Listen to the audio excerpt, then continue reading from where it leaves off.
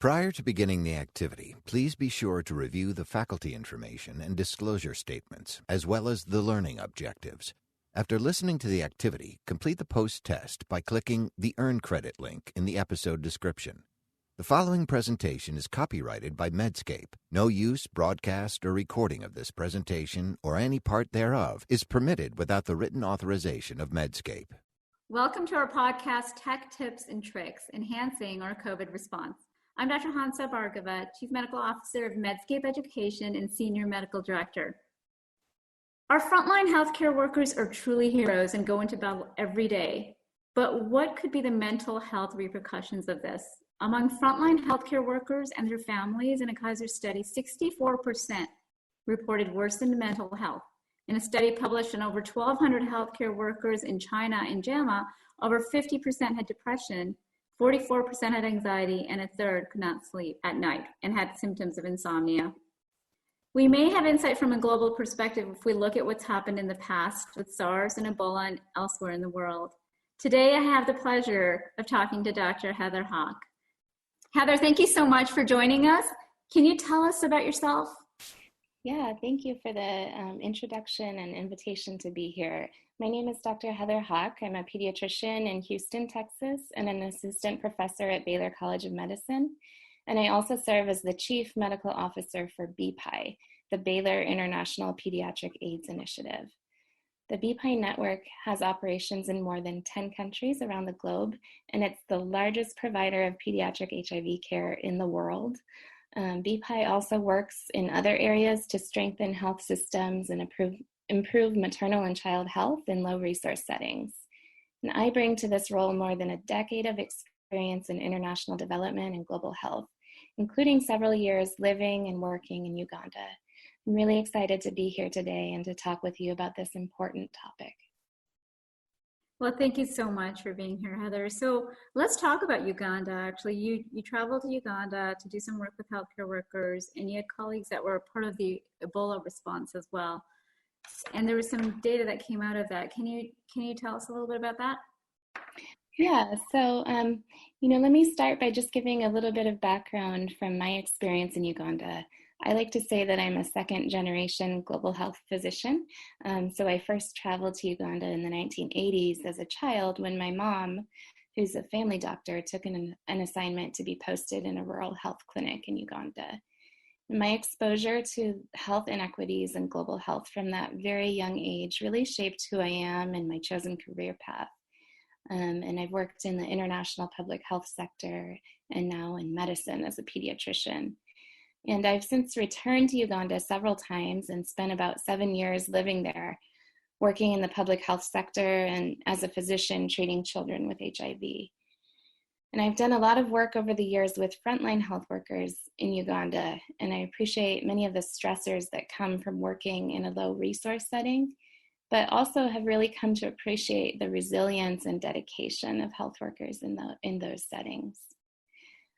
So you brought up the Ebola crisis, and I wasn't directly involved in the Ebola crisis in West Africa, but have colleagues who were.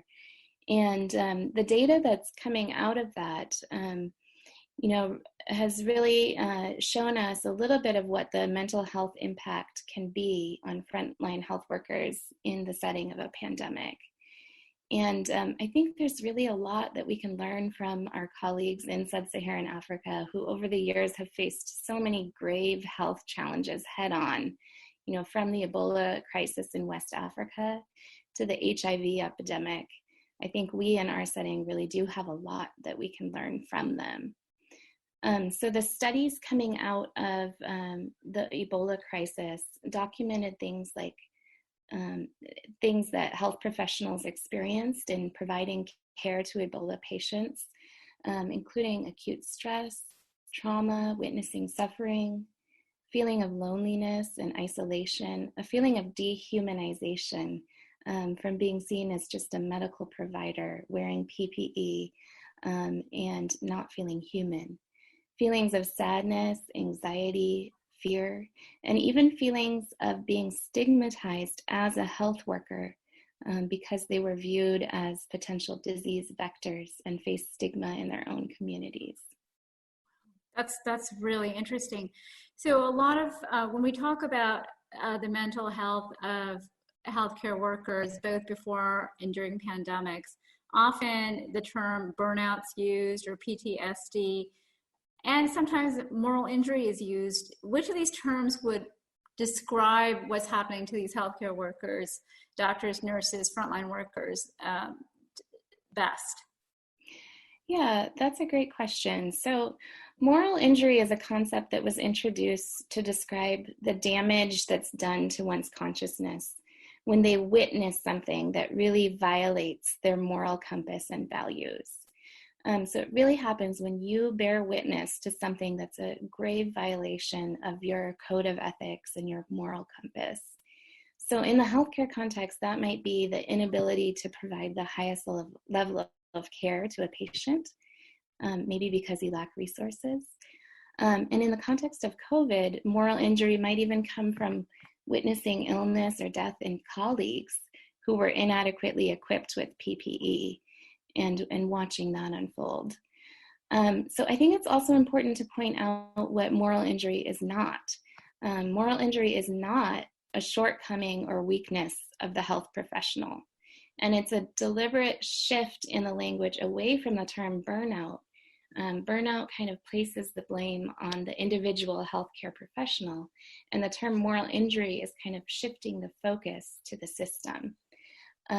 You also brought up post-traumatic stress disorder, and I think that moral injury is one type of acute or chronic stress that can progress to a long-term post-traumatic stress disorder, which describes more of the long-term and sustained impacts of an acute or chronic stress. And I think one more thing, in the US and across the globe, we're already seeing reports of suicides and other real mental health struggles of health professionals who've worked on the front lines of COVID. And I think that this is really an indication of the grave moral injury that they've experienced in working on the front lines. Heather, that's a great point that you bring up. And we know that in the last few weeks, there was a tragic death in New York of an emergency care doctor. So just on that point, we know that COVID-19, or we understand at least right now, that it's not going anywhere fast, that there might be a second wave. The vaccine is far off. There's no clear treatment to make it go away fast. I mean, yes, there's some treatments that could actually shorten the period, but it's not making it go away. So knowing this, and knowing the fact that, we're seeing waves of suicidal ideation and even completed suicide, how would you address this in a world where we really need to? Because if we don't address the frontline workers, then how are we going to save our patients? Yeah, that's a great and really complicated question, and I think something that we all need to think about, because as you pointed out, the reality is COVID is not going anywhere anytime soon, and this is an experience that we're going to have to learn to live with. And I think, there is some comfort that comes with solidarity in knowing that we're all going through this together around the world. And there's resilience that we can tap into through our peer support networks and leaning in towards one another. There's certainly practices that we as health professionals can cultivate, including mindfulness and taking time to rest and recover after stressful events.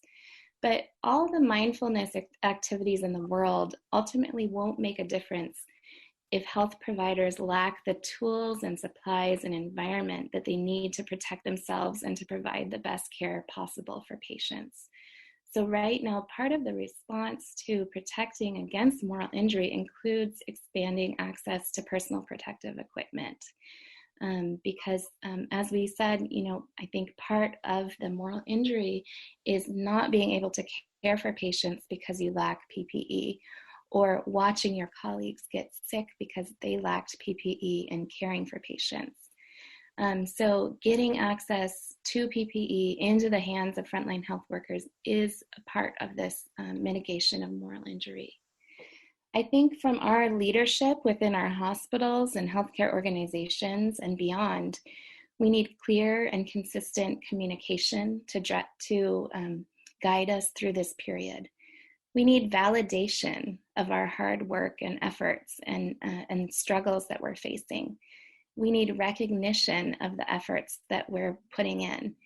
And we also need our leaders to invest in and create resources for psychological support. So one thing, thinking from the global perspective, in the wake of disasters, let's think of a profound natural disaster or humanitarian crisis where everybody is experiencing profound acute stress, trauma, and mental health effects. There's this concept of psychological first aid, where non-mental health professionals can be trained to provide basic mental health first aid, just to increase access to those services in case there's not enough mental health professionals to provide those types of services. So I think that's a concept that we may be able to learn from the global health setting in cases where we don't have enough access to mental health trained professionals. So I think those are some of my ideas of how we can do this, but really we're going to be in this for the long haul. And I think a big part of it is just cultivating this solidarity, resilience, and leaning in towards one another for support. I think you highlighted some really interesting solutions, and and that includes not leaning into each other, but also having leadership express their support and put out resources for us, both physically, i.e. PPE, but also mentally. And I love your idea of training others, because we do know we don't have enough mental health access right now across the United States. And to that, I just want to ask you a question and just invite your thoughts on this, because in addition to that, I looked at in addition to the surveys that I talked about, I want to point to a Medscape survey that was done. And it's really interesting because we had 800 MDs in the US and Europe at the end of April that we screened. And we found that 68% of the United States doctors reported that their mental health had been negatively impacted by COVID-19. Yet only 33% of the 391 European MDs reported that their mental health had been impacted. What are your thoughts about why this is different? And I know this is just postulation, but I think I would love to hear what your thoughts might be. Yeah, well, that's really interesting. So I'm not surprised by the US numbers reporting high levels of acute stress amongst physicians and health workers who are working to address COVID. I think, part of our challenge in the US has stemmed from difficulty in the early stages of the epidemic in getting access to PPE for health workers here, and having clear and consistent leadership. I wonder if also there may be some cultural differences that may contribute to either willingness to report acute stress from this versus coping strategies between the health workers in the US and physicians in Europe. I can say with the BPI supported programs that we have in Eastern Europe, in Romania, our team on the ground there is screening their health workers to identify things like anxiety, insomnia, and distress. And their health workers are reporting high levels of those things. Yeah, it's an interesting survey for sure. So one last question before we finish off, Heather, with your background and your travels, your understanding of PTSD and other crises, and if you were the leader of the World Health Organization, knowing that we have a long way to go with this pandemic and future pandemics, what would you do? What would you do if you had all the power in the world?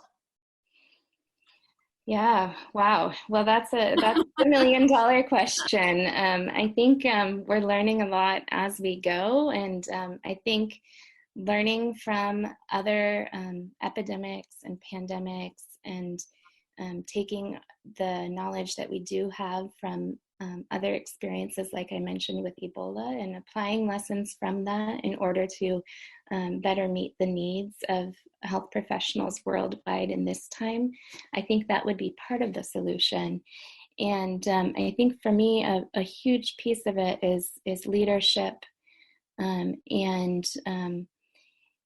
need leaders who can guide us through this time period of volatility, uncertainty, complexity, and ambiguity, or VUCA, which is a term that's sometimes used to describe situations like we're in. And I think leadership, having inspired leadership through that time period, is critical. And I think, I think we're going to see a lot of new technologies emerge from this too.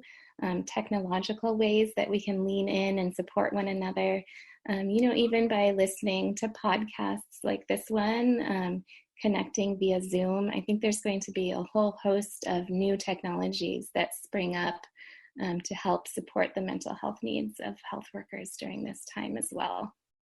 I do agree with you. I think one silver lining will be that we will pay more attention to technologies that can really close those gaps, right? Both for patients and for healthcare providers. Well, Heather, thank you so much for joining us. Is there anywhere where the audience could contact you if they have any other questions? Yeah, so I guess for one thing, you can reach out via Twitter. I'm on Twitter. My handle is at Heather_Hawk, HAQ. Otherwise, reach out via email. Wonderful, wonderful. Well, thank you so much for joining us. This was a great topic. And if you have any other questions, please contact Dr. Hawk. And also feel free to reach out to me. This is Dr. Hansa Bhargava. I'm on Twitter as well at Hansa Bhargava MD. Thank you so much. Until next time.